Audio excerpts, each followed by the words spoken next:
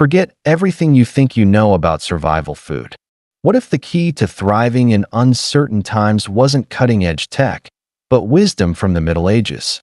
This video reveals mind-blowing medieval food preservation techniques, from smoking and salting to fermentation, that aren't just historical curiosities, but practical, powerful tools for modern self-sufficiency.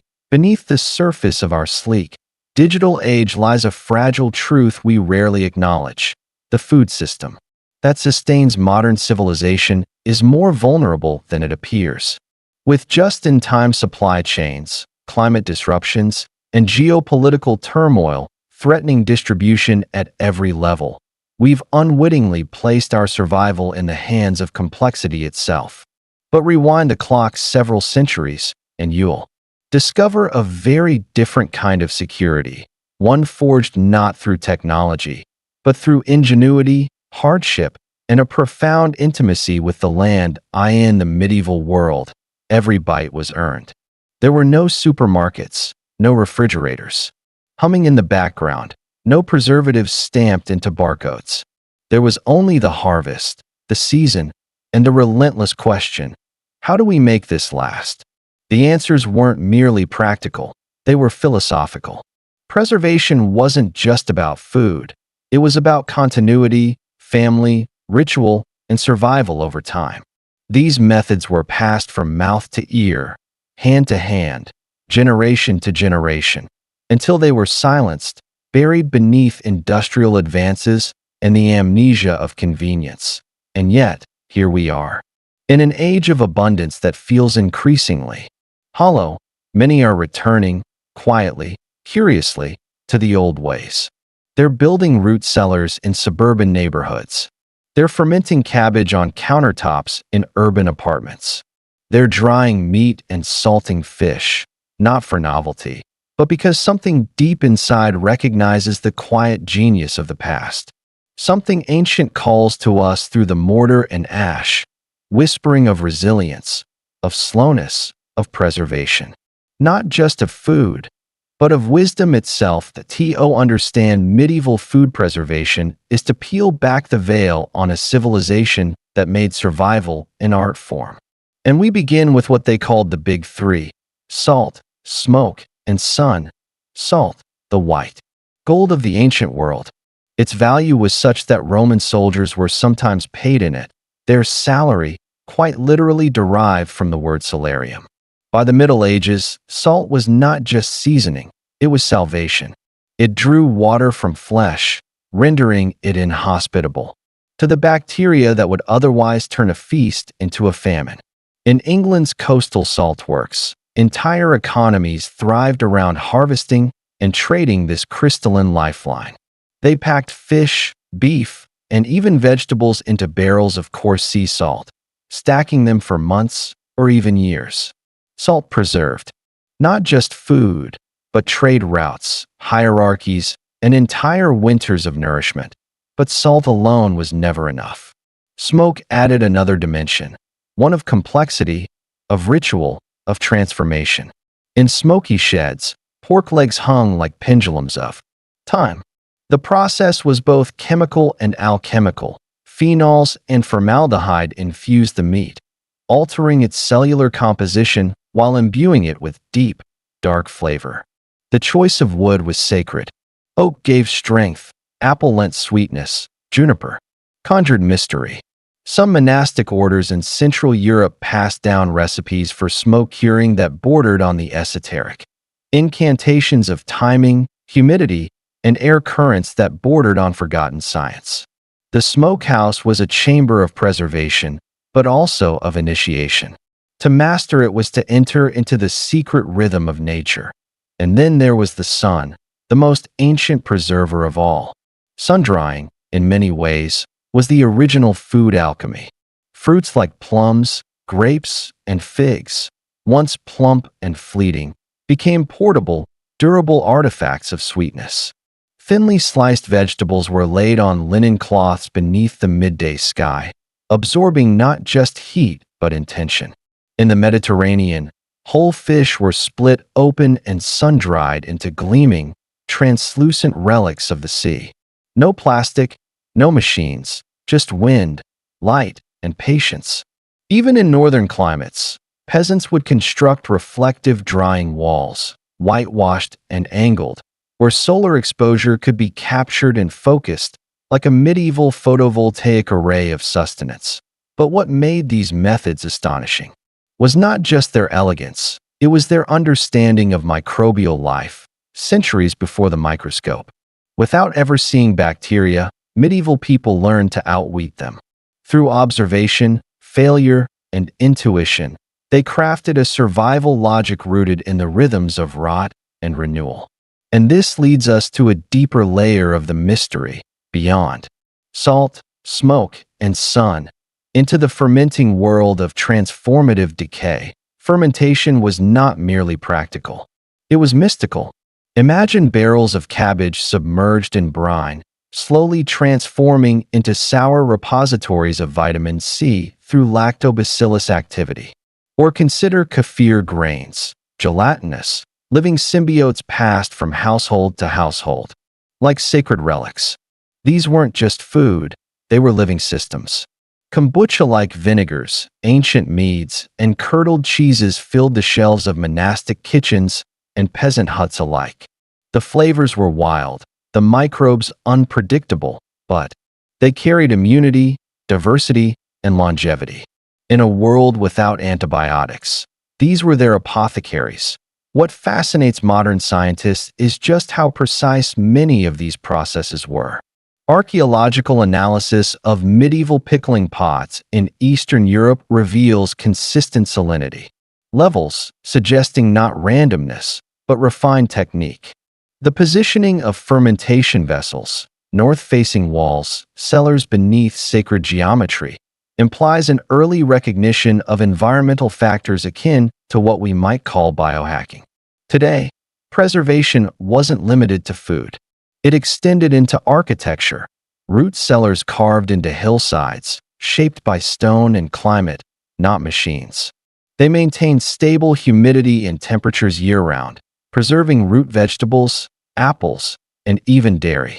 Some were connected to ice houses or subterranean springs, creating microclimates of preservation. These cellars were often hidden beneath farms, behind chapels, or under cobbled courtyards, functioning as secret pantries in an age when food was power. In rural Transylvania, some medieval cellars are still in use, their designs unchanged. For centuries, these weren't primitive solutions. They were elegant, enduring, and startlingly relevant.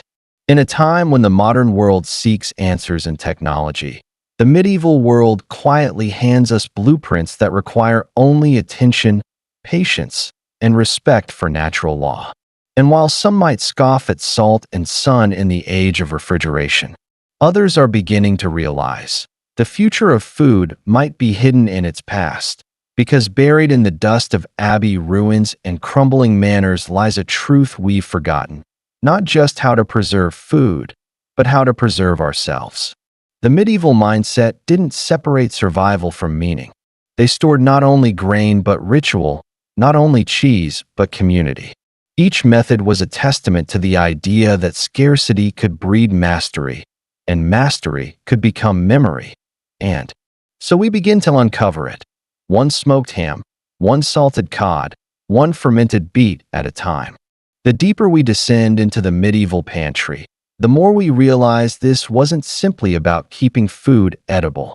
It was about designing a way of life, where nourishment, time, and nature were part of a tightly woven web of survival.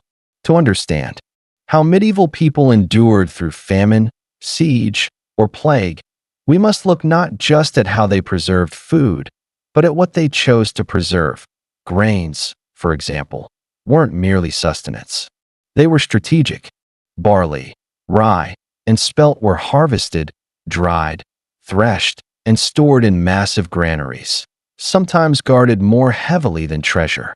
These buildings, often constructed with elevated stone foundations and thatched or tile roofs, were designed to keep rodents out and airflow in.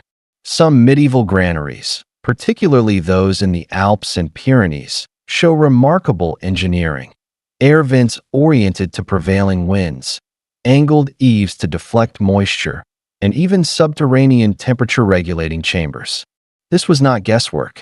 It was architecture born of hunger. The grain wasn't only eaten as porridge or bread, it was transformed. Gruels could be fermented, flatbreads dried and stacked like edible shingles. In some regions, barley was sprouted, malted, and turned into primitive but nutrient-dense beers that could last for months and preserve caloric value. These brews weren't intoxicants for indulgence. They were liquid bread, survival elixirs. In monasteries, brewing was a sacred act. Monks carefully recorded temperatures, fermentation times, and yeast behavior centuries before germ theory was ever coined. Were they scientists? Or merely faithful observers of a world that always seemed to whisper its rules if you listen long enough? Then there were cheeses. Not the supermarket varieties wrapped in plastic, but raw, potent relics of biochemical transformation. Milk could not be stored, but it could be transmuted. Curds and whey, once separated, became a blank canvas for microbial art.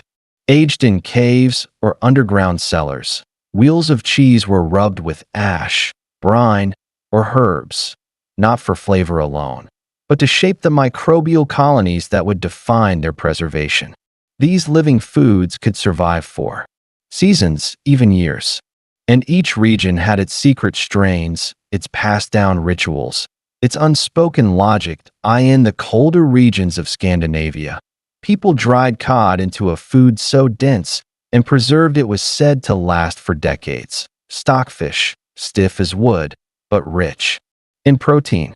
Elsewhere, cured meats were buried in barrels of fat or submerged in wine or vinegar, a medieval sous vide, if you will, that protected against air and time. This kind of preservation reveals something else. Medieval people didn't just think seasonally. They thought cyclically. They ate with time, not against it. They understood that no single harvest could provide for all needs. Instead, they created layers of time-bound strategies. The fast-rotting greens of spring were dried or pickled. The bounty of summer fruits were turned to conserves or boiled into dense fruit leathers. The fatty meats of autumn were smoked and salted, ready for the lean months. Winter wasn't a curse, it was a test. And preservation was the answer passed down through generations like a whispered prayer. But perhaps most intriguing is how preservation shaped what was even eaten in the first place. Medieval cuisine didn't just respond to preservation, it evolved around it. Spices, often thought of today as mere flavoring, were used in some cases to mask the sour tang of aging food. But they also had antimicrobial properties. Clove, cinnamon, and mustard were medicinal as much as culinary. Vinegar wasn't just an acid, it was an antiseptic. Honey, with its low moisture content and acidic pH, could preserve fruits and herbs for years. In Slavic regions, honeyed garlic was both food and remedy, a glowing orb of sustenance and defense. These were not isolated discoveries. They were parts of a vast, decentralized intelligence, folk knowledge that spanned continents and centuries. Recipes were songs. Cellar blueprints were lore. And in every monastery, cottage, or farmstead, you could find variations of this sacred work, preserving life through the wisdom of decay. Which leads us to the medieval root cellar, the crown jewel of passive preservation. In its simplest form, a root cellar was a hole in the ground. But in its highest expression, it was a masterpiece of thermal equilibrium. By burrowing below the frost line, medieval builders created chambers that remained between 35 and 45 degrees Fahrenheit year-round, perfect for storing apples, carrots, turnips, even ale. But it wasn't just about temperature. Humidity mattered too. Airflow was regulated with handmade vents, sometimes stone-lined and capped with moss or straw. In wetter climates, cellars were built into hillsides. In colder regions, they were reinforced with timber or clay. Some of these ancient storage vaults still stand today. In parts of Wales and Ireland, archaeologists have found souterrains, underground passages and chambers, once thought to be purely defensive, now believed to have doubled as cool storage. In Transylvanian villages, families still use medieval-style ice pits lined with hay to keep dairy and meat cold well into spring. These aren't reenactments. They are living fossils of ancient resilience. Yet perhaps the most mysterious form of preservation wasn't architectural or chemical. It was philosophical. The medieval mind. Food wasn't separated from the cosmic order. To preserve was to participate in nature's balance, to become a steward, not a conqueror. The calendar dictated not just planting and harvesting, but fasting and feasting.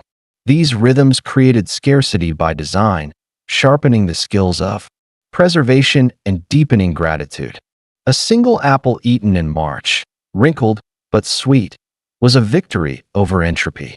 A cured sausage, sliced in the dead of winter, was a hymn to the sun. What we've lost in the age of abundance is not just technique, but reverence. Modern society often treats preservation as a backup plan, a last resort. But for medieval people, it was the first line of defense. It was embedded into daily life, shaping taste, ritual, and even social structure. Those who could preserve well had power, not just over hunger, but over time itself. And that brings us to the most haunting thought of all. What other technologies, what other wisdoms, might have been buried along with these food methods? Was preservation merely the beginning, or part of a broader, more integrated way of life that saw survival, science, and spirit as one? As we look to a future that grows more uncertain by the day, we find ourselves circling back to what was nearly forgotten, not out of nostalgia, but out of necessity. In every salted fish, every smoked ham, every root cellar half covered in moss, there is a hidden code, waiting to be remembered. And now, the question shifts from what did they preserve, to how can we begin again? In rediscovering medieval food preservation, we are not just relearning recipes or techniques. We are reawakening an entire worldview. One in which humanity stood not above nature, but within it. One where survival didn't depend on conquering the elements, but listening to them. In the quiet, smoke-sweetened huts of the Alps, in the damp, herb-scented cellars beneath Breton farms, a kind of knowledge was passed along that wasn't written in books or taught in schools. It was felt. It was observed. It was earned through hunger, winter, and time. But now we stand in a different kind of winter. The 21st century offers comforts so complete we've nearly forgotten what it means to prepare. Refrigerators, supply chains, pre-packaged meals. These modern miracles have disconnected us from the ancient dance of perish and preserve. And yet, with every new disruption, be it climate, conflict, or collapse, the illusion thins. The global food system, for all its complexity, is brittle. And in its shadow, the old ways wait, not as quaint relics, but as instructions to how do we begin? The first step isn't technical, it's philosophical. We must relearn how to live with food, not as a product, but as a process. Preservation is slow.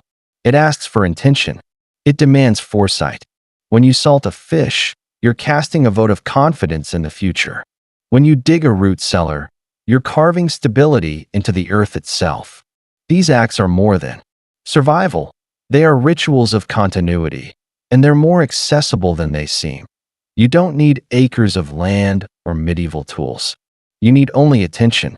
A cool, shaded corner of a basement can become your first root cellar. A mason jar, salt, and vegetables can launch your fermentation journey. A small smoking box on a balcony, or even liquid smoke in a marinade, can bridge the gap between now and then. Medieval resilience wasn't built on abundance. It was built on adaptation. Start with one practice. Lacto-ferment some carrots. Cure an egg yolk in salt. Dry apple slices on a windowsill. These may seem simple, even playful, but every act reconnects you to the deep, time-tested logic of preservation. And through that reconnection, something changes. Your relationship with food becomes personal again. Scarcity becomes preparation. Waste becomes reverence. You begin to think not in meals, but in seasons. And from there, your survival pantry begins to take form, not as a hoard, but as a sanctuary, stocked with shelf-stable wisdom, hardened against the chaos of the world, but soft in its intention, because the truth is, medieval people didn't survive because they had no choice. They survived because they had knowledge. And that knowledge wasn't static, it was sacred. Their preservation techniques weren't just about keeping food edible. They were about maintaining autonomy in the face of uncertainty, about honoring cycles older than kings and empires, about ensuring that life continued, even when the world turned dark. Somewhere, buried beneath crumbling abbey stones and soot-stained chimney bricks, lies the ghost of this understanding. Not yet lost, just sleeping, waiting to be stirred by curious hands and quiet minds. But there is one more layer.